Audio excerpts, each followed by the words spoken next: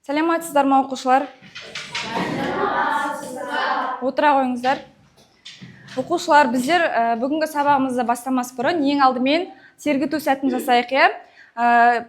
Біздер мына қазір тақтадағы видеоға қарап, кішкене сергіп алайық. Қандай іс-қимылды көрсетеді, соны қайталаймыз, жақсы ма?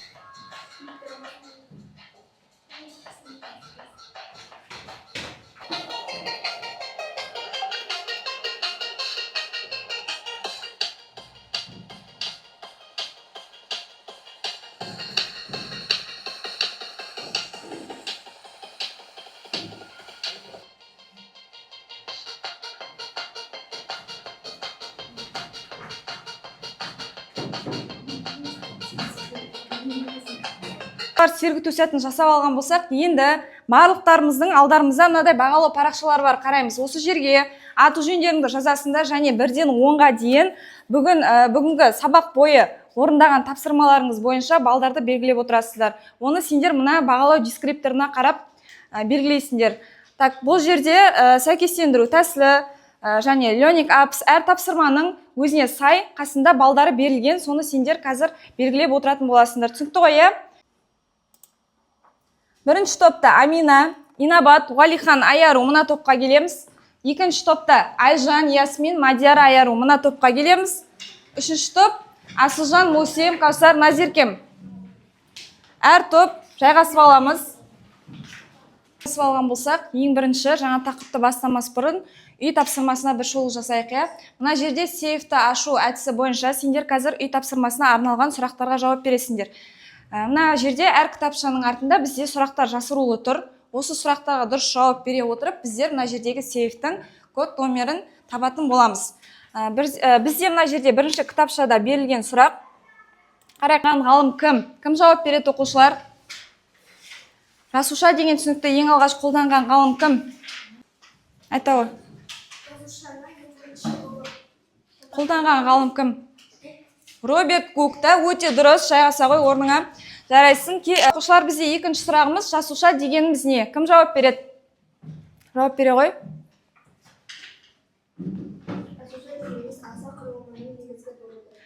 Я, дұрыс айтасың, өте дұрыс. Тірі ағзаның бізде ең кіші құрылымдық бірлігі жасушада. Отыра ғой орныңа. Яғни барлық тірі ағзалар, оқушылар жасушадан тұрады. Келесі үшінші сұрақ. Көбеюге қатысатын жасушаның органоид, оқушылар. Үшінші сұрағымыз кім біледі? Жауап бере ғой. Үшінші топтан бізге жауап бар екен. Ядро, өте дұрыс, жарайсыңдар, отыра қойың. Келесі. Бізде төртінші соңғы сұрағымыз бұл жасушаны толықтыратын тұтқыр сұйықтық қалай аталады? Жасушаның органоид. Кім жауап береді? Бірінші топтан жауабын тыңдайық. Цитоплазма, яғни ішін толықтыратын тұтқыр сұйықтық. Өте дұрыс, жарайсыңдар, оқушылар.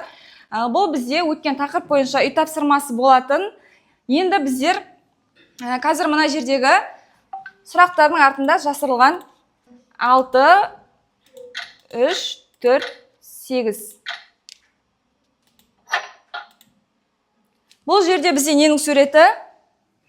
Ненің суреті? Жасушаның суреті, яғни бізде бүгінгі тақырыбымыз бұл өсімдік пен жануардың. Бүгінгі тақырыбымыз өсімдіктер мен жануарлардың жасушасының құрылысы екен. Енді қазір сіздер оқушылар дәптерлеріне жаңа параграфты дәптерлеріңе жазып ала қойыңдар. Бізде 12-ші параграф кітаптарында 49-ші бетте өсімдік және жануар жасушаларының құрылысы.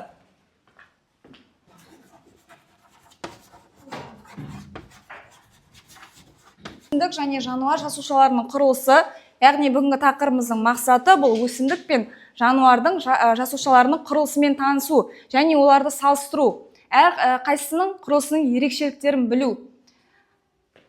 Тірі ағзаның ең кіші құрылымдық бірлігі, яғни барлық тірі ағзалар бізде жасушадан тұрады, білесіңдер. Жаңағы сұрақта бізде берілгенде жасуша терминін ең алғаш қолданған ғалым бұл бізде Роберт Гук. Енді оқушылар, жасушаның құрылысы бойынша қараймыз. Бізде бүгінгі тақырып өсімдік пен жануар жасушаларының құрылысы ғой. Енді қараймыз, әр қайсысының бірақ ерекшелігі болғанымен барлығына ортақ бірдей органоидтар кездеседі. Олар мысалға ядро, екеуіне де ортақ органоидтар болып келеді.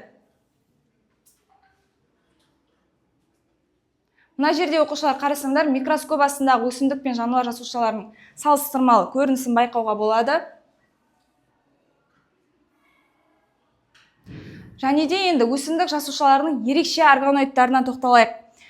Бірінші, өсімдік жасушасына келгенде ең бірінші айтатын нәрсе ерекшелігі бұл оқушылар мына жердегі жасуша қабығы. Жаңағы айтылған мембрананың сыртында оқушылар. Одан бөлек оқушылар, мына жерде бізде жасушаның сыртын қоршап тұратын, мына ішіндегі цитоплазма, жаңағы айтылған сұйықтықты, ядро, вакуольдің барлығын сыртқы ортадан қоршап тұратын мембранасы болады. Өсімдік және жануар жасушасында да кездеседі.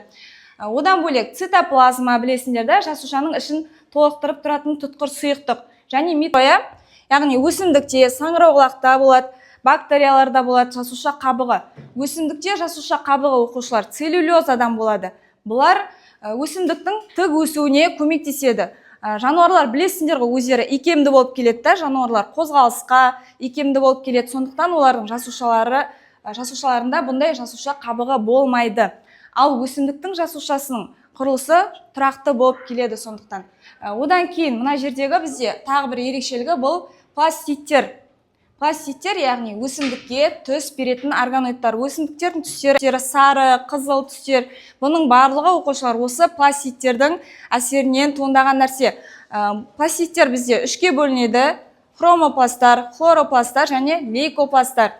Мына жерде оқушылар, сендер көбінесе мына жерде хлоропласт өсімдікте бұл жасыл түс береді өсімдікке. Өсімдікке жасыл түс беретін, өсімдіктің жапырақтарында болатын, сабағында болатын және фотосинтез процесіне қатысады. Өсімдіктер оқушылар нені бөліп шығарады? Кейін оқушылар тағы бір мына жерде өсімдік жасушасына тән ерекшелігі бұл вакуоль болып келеді. Вакуоль өсімдік жасушасында үлкен болып келеді жануардың жасушасына қарағанда. Бұл жерде жасушаның құрамындағы су жинақталады. Және де вакуоль бізде жануар жасушасында да кездеседі, бірақ бұл жерде өте ұсақ, кішкентай болып келеді вакуольдері. Ал өсімдік жасушасының вакуолі оған қарағанда үлкен болып келеді. Сонымен қатар, енді жануар жасушасының ерекшелігіне тоқталатын болсақ, бұл жерде жаңағы айтылған жасуша қабығы сыртындағы қалың қабығы оқушылар болмайды.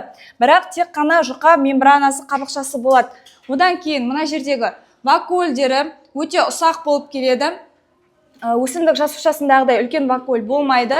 Және пішіннің әртүрлілігі, яғни манағыдай өсімдік жасушасы сияқты мына жердегі жануар жасушасының пішіні тұрақты болмайды. Пішіндері әртүрлі болып келеді, икемді болып келеді. Және центриольдер бұл жерде бар болады. Жануар жасушаларында митоз кезінде маңызды рөл атқаратын центриольдері болады.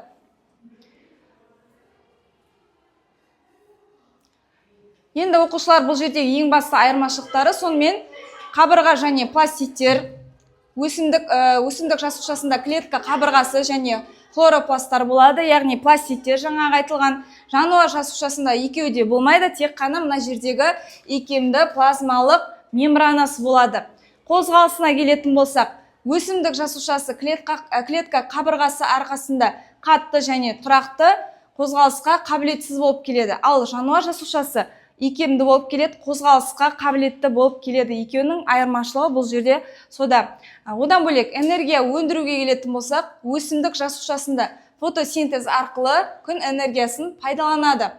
Бұл автотрофты қоректену, яғни өсімдіктер өз қорегін өзі жасап алады күн сәулесінен энергия алу арқылы. Түсіндіңдер ғой, да? Ал жануар жасушасы автотрофты болып келмейді, бұлар гетеротрофты. Бұлар дайын ағзалармен қоректенеді. Тыныс алу арқылы энергия өндіреді, дайын органикалық заттарды пайдаланады. Ең басты айырмашылығы оқушылар осы болып келеді. Сонымен қатар екеуі де бізде ерекшеліктері болғанмен, жалпылама екеуінің ұқсас ортақ органоидтарда болады, және екеуі де тірі ағзаның ең кіші құрылымдық бірліктері, жануардың жасушасы, өсімдіктің жасушасы. Сонымен қатар оқушылар, жалпы естерінде болса, өткен сабақта да айтқан болатынбыз, жасуша бізде тірі ағзаның ең кіші құрылымдық бірлігі деп айттық қой, да? Сонымен қатар жаңа қызметі ұқсас, жаңа сипаттамалары ұқсас бірдей болып келетін жасушалар тобы бізде ұлпа деп аталады. Ұлпа деп аталады, және ұлпа атқаратын қызметтері бірдей ұлпалар мүшелерге бірігеді, атқаратын қызметтері бірдей мүшелер жүйесіне бірігеді, ал мүшелер жүйесі ағзаға бірігеді. Яғни біздің ағзамыз жануарлардың, өсімдіктердің барлығының ағзасының ең кіші құрылымдық бірлігі бұл не? Бұл не болып келеді? Ең кіші құрылымдық бірлігі жасуша болып келеді. Жасуша. Мүшелер жүйесін, мысалға мүшелер жүйесіне мысал келтіретін болсақ, адамның мүшелері сияқты асқазан мысалға, ол ас қорыту жүйесіне жатады. Мүшелер жүйесі ас қорыту жүйесі бұл жерде. Соның барлығын мысалға қосып ала келгенде тұтас ағза пайда болады. Енді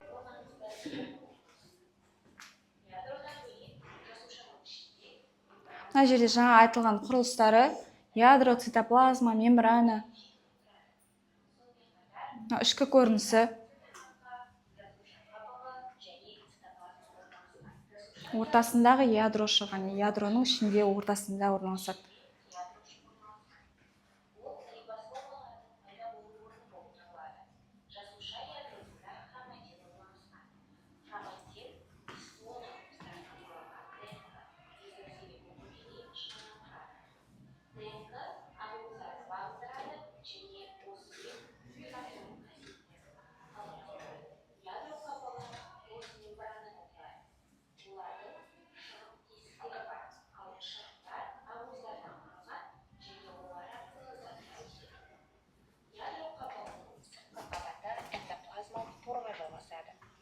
Оның ядроға жақын бөлігі бұдырлы бетті эндоплазмалық тор. Оның беткі қабатында рибосомалар орналасқан, және олар ақуыздарды синтездейді. Осы мақсатта ДНК-дан көшірілген РНК рибонуклеин қышқылы молекулаларын пайдаланады. Ал жазық бетті эндоплазмалық тор липидтерді синтездейді және залалсыздандырады. Кейбір зиянды заттарды жою да осында жүзеге асады. Голджи кешені кедір бұдырлы эндоплазмалық торда олардың рибосомаларында пайда болған ақуыздардың жетілу орны болып табылады. Яғни Голджи кешенінің жасушадан берілетін ақуыздардың тасымалдануында маңызы зор. Жасуша қабығының құрылысына басқа молекулалар қатысады. Оның біршені полярлы, сумен байланысқа түседі, екінші төменгі бөлігі полярсыз, сумен байланысқа түседі. Соңында суды ығыстырып, екі қабат пайда болады. Фосфатиттер Енді видеоны қарап болған болсақ, мына жерде тақырыпқа қатысты қысқаша комикс бар. Комиксті қарайық. Бірінші мына жерде тұрған бізде өсімдіктің жасушасы, екінші бетінде тұрған ненің жасушасы? Жануардың жасушасы, екеуінің әңгімесі ретінде келтірілген. Қараймыз, бірінші бізде өсімдік жасушасы айтады, хлора. Яғни хлора деген есімі де. Сәлем көршім дейді, сен жаңа келдің бе бұл ұлпаға дейді. Иә, мен жануар ағзасынанмын, сен қандай кереметсің, бәрің жасылсың дейді. Түсің жасыл екен, әдемі екен дейді. Одан кейін міне келесі өсімдік жасушасы айтады, рахмет, айтпақшы бізде ортақ нәрсе бар дейді екеумізде. Бұл не? Ортақ нәрсе? Ядро, цитоплазма, митохондрия. Жануар жасушасы айтады, иә, дұрыс айтасың, менде митохондриясыз таңды көрмеймін дейді. Яғни митохондрия бұл жасушада энергияны қамтамасыз етеді. Энергия өмір дейді. Келесі бұдан кейін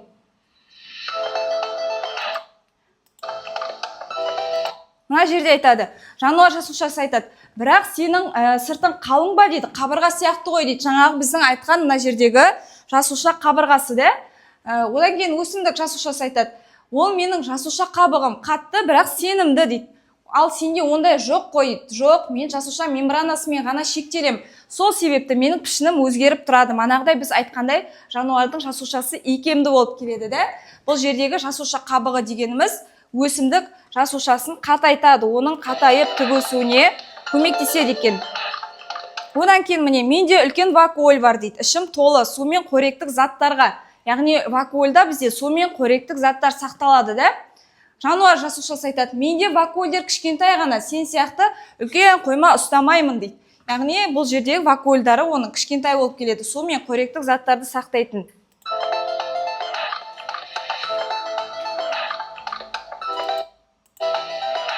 Одан кейін жануар жасушасы, сенің ішінде не жарқырап тұр? өсімдік жасушасы. Ол хлоропласт. Мен күн сәулесін пайдаланып фотосинтез жасай аламын. Ол мен тек дайын тамақ жеймін дейді. Табиғат анаға респект дейді. Яғни манағы айтқандай жануарлар тек қана гетеротрофты да дайын органикалық заттармен қоректенеді, ал өсімдік жасушасы өзінің қорегін өзі жасап алады. Сондықтан олар автотрофты болып келеді екен. Оқушылар, енді бүгінгі осы тақырып бойынша қазір сұрақтарыңыз бар ма? Осы бүгінгі тақырып бойынша сұрақтарыңыз бар ма? Жалпы өсімдік пен жануар жасушасының айырмашылықтарын түсіндік қой, әрқайсысының өзіне тән ерекшеліктері бар екен. Қандай ерекшеліктерін айтып өтуге болады, Назеркем? Вакуоль, цитоплазма екеуіне ортақ болады да, вакуольде ерекшелігі бар. Оқушылар, олай болса, маған назар аударайық.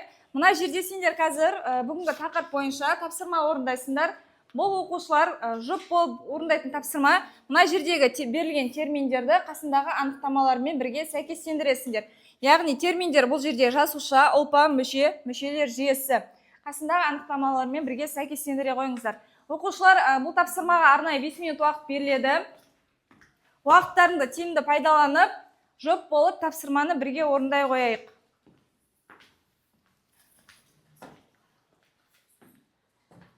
Жұп тасып орындайсыңдар, қасындағы орындайық. Оқушылар, уақыт кетті, 4 минут уақыттарын қалды.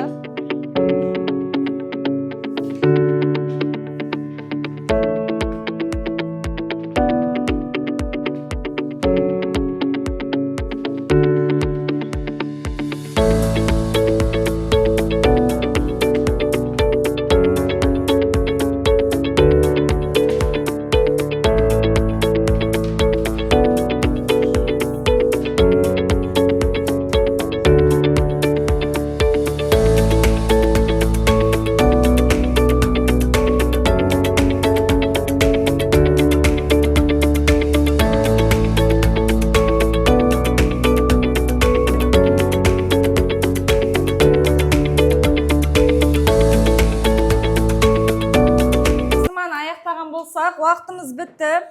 Уақыт шектеулі. Кім жауап береді? Анықтамалармен бірге. Екінші топ. Жасуша дегеніміз ол тұрақ заңның ең кіші қызметтік бірлігі. Мүше дегеніміз ол шығу тегі құрылысын атқаратын қызметті ұқсас жұмысшылардың тобы. Өте дұрыс. Келесі. Ұлпа. Үшіншісі. Ұлпа дегеніміз ол белгілі пішіні құрылысы орналасқан орны бар бір немесе бірнеше қызмет атқаратын ағза бөлігі. Соңғы жауабы. Ұлпа дегеніміз шығу тегі құрылысы және атқаратын қызмет ұқсас мүшелердің қызметі. Өте дұрыс, жарайсың. Отыра қой. Бірінші топтан біреуіміз оқи қояйық. Қалай сәйкестендірдіңдер? Жасуша тірі ағзаның ең кіші қызметтік бірлігі. Ал ұлпа шығу тегі құрылысы және атқаратын қызметті ұқсас мүшелер жинақтығы. Мүше Мүше. белгілі пішіні құрылысы орналасқан орны бар бір немесе бірнеше қызмет атқаратын ағза бөлігі. Мүшелер жүйесі шығу тегі құрылысы атқаратын қызметті ұқсас жасушалар тобы. Жақсы, жарайсыңдар оқушылар.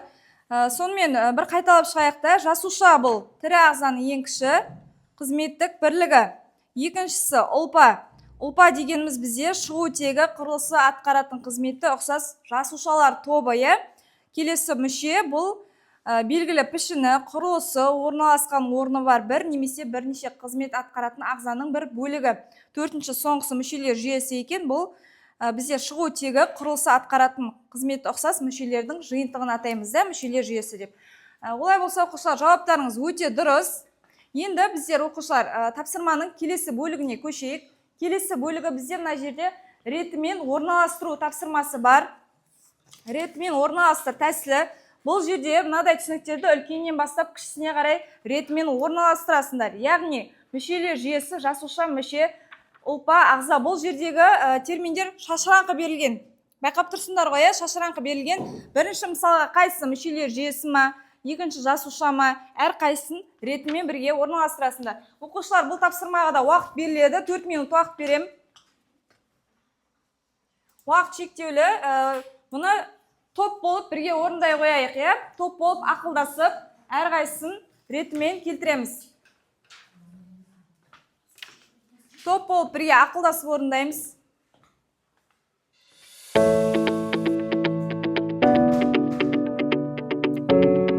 Оқушылар, топ болып бірге орындайық. Уақыт шектеулі оқушылар, 3 минут уақыттарымыз бар. Бірге ақылдасып орындаңыздар. Мүшелер жүйесі жасуша, мүше, ұлпа, ағза сөздерін ретімен орналастырамыз. Бірінші топ аяқтап болдық па? Бірінші топ бірінші аяқтапты. Келесі, екінші, үшінші топ. Енді екінші топтың аяқтап болған күтейік, оқушылар. Сосын бірге жауап беретін боламыз.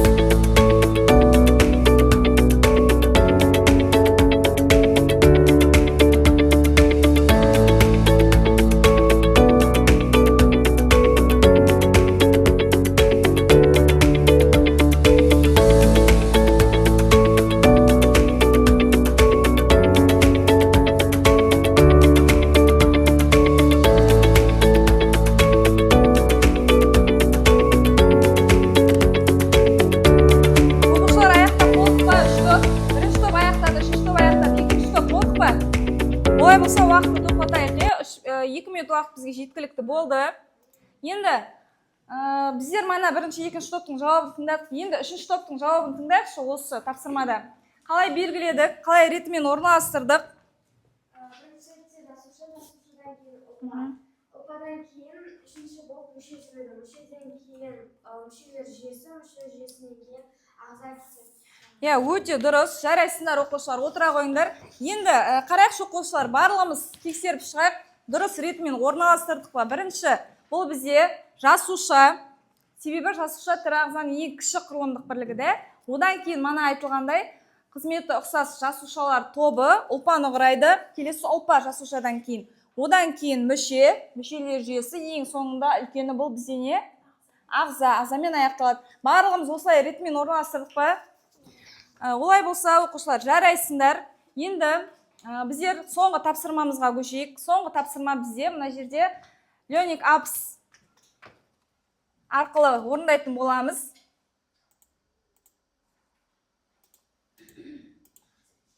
Мына жердегі шыққан сөздерді немесе суреттерді екеуіне сәйкестендіресіңдер, кім жауабын біледі, бірге орындай берсеңдер болады. Біріншісі бұл сурет екен. Сурет қайсысына келеді?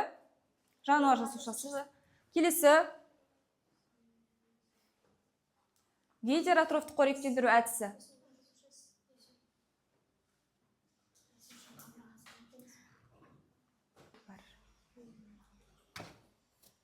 АТФ синтез митохондриядағы. Пластиттер мен митохондрия. Аяқтадық та, енді дұрыс жауабын көрейік. Мына өсімдіктің суреті, бұл дұрыс берілген бізде. Мына жануар жасушасының суреті, мына өсімдік жасушасының суреті дұрыс берілген.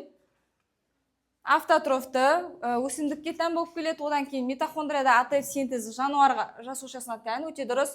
Қоректік заттарды сақтау әдісі цитоплазмада жасушалық қосындылар түрінде орналасады. Өте дұрыс. Мына жердегі бізде вакуоль жасуша шырынымен толтырылған. Құрамында қоректік заттардың қоры бар. Бұл өсімдік жасушасына тән. Өте жақсы оқушылар, жарайсыңдар, орындарыңа отыра қойыңдар. Оқушылар, бір-бірімізге қошеметтеп қояйық. Бүгінгі тақырыпта орындаған тапсырмалар бойынша өте белсенді болдық. Рахмет. Оқушылар, енді біздер бүгінгі тақырыбымызды қорытындылайық, қорытындылау сұрақтарын қояйық. Сұрақтарға жауап береміз қазір. Оқушылар, олай болса, сендерге қазір жасанды интеллект әдісі бойынша мына жерде қорытындылау, бүгінгі тақырыпты қорытындылайтын сұрақтар қойылады. Осы сұрақтарға бірге жауап берейік. Кім біледі, жауабын қолын көтерсе болады. Олай болса, сұрағын мұқият тыңдайық.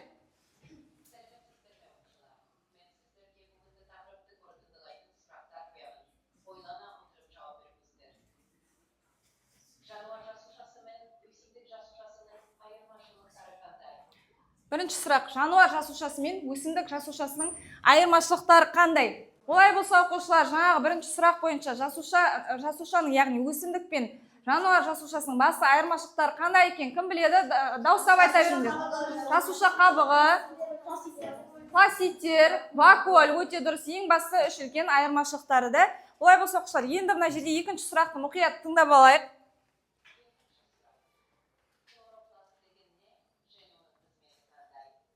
Хлоропласт деген не оқушылар? Хлоропласт деген не оқушылар? Қай жасушада болады? Өсімдік жасушасында болады да. Бұл тек қана өсімдіктің жасушасына тән органоид болып келеді. Енді оқушылар, келесі сұрақты тыңдайық. Келесі сұрақтарды тыңдайық, мұқият отырып. Оқушылар, дұрыс жауап бердіңдер. Енді келесі сұрақтарға жауап беріңіздер. Жасуша қабығы қай жасушада болады? Жасуша қабығы оқушылар қай жасушада болады? Өсімдік жасушасында өте дұрыс. Келесі соңғы сұрағын тыңдайық.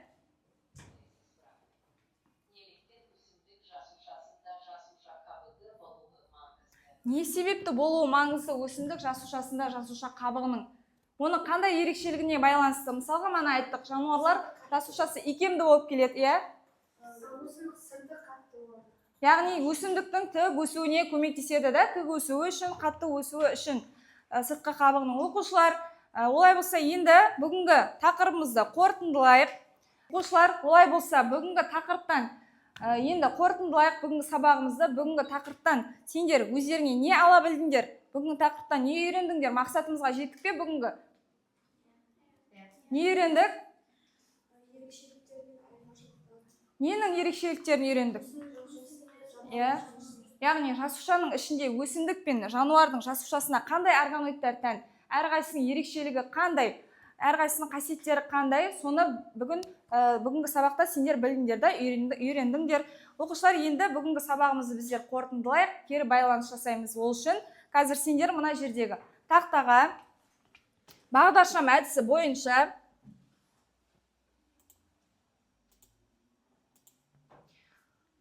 оқушылар бағдаршам әдісі бойынша мына жерде бағдаршамдар берілген. Егер сендер бүгінгі сабақты мен өте жақсы түсіндім, мен өзіме көп мағлұмат ала білдім десеңдер, онда сабақ ұнаса жасылды басасыңдар. Егер де жоқ, мен әлде сұрақтарым бар, бір-екі нәрсені мысалға түсінбей қалдым деп ойласаңдар, сендер сарыны басасыңдар. Егер де жоқ, ештеңе түсінген жоқпын десеңдер, қызылды басасыңдар. Түсінікті ғой, ә? Келіп тақтаға шығып баса қойыңдар.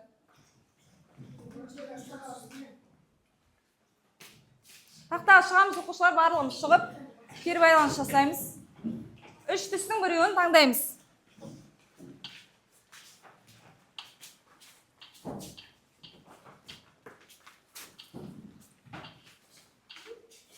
Отыра қойың.